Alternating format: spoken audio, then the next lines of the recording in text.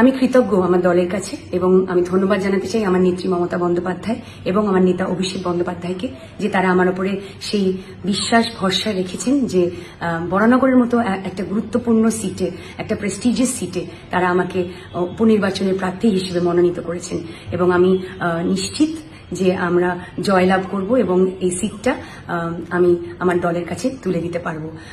বরানগরের প্রত্যেকটি মানুষের মৌলিক অধিকার রক্ষা করার দায়িত্ব, মমতা বন্দ্যোপাধ্যায়ের উন্নয়ন তাদের ঘরে ঘরে পৌঁছে দেওয়ার দায়িত্ব এবং উন্নয়নের যে ধারা সেটাকে অব্যাহত রাখার দায়িত্ব আজ থেকে আমার, এবং আমি অঙ্গীকারবদ্ধ হলাম যে সকলে মিলে এই নির্বাচনে আমরা জয়লাভ করব।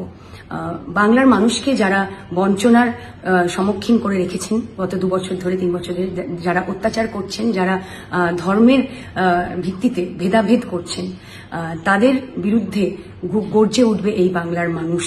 তাই জনতার গর্জন হবে বিরোধীদের বিসর্জন, জনতার গর্জন হবে জমিদারদের বিসর্জন। সকলে মিলে এই লড়াইতে আমরা লড়ব এবং আমরা জয়লাভ করব। জয় বাংলা।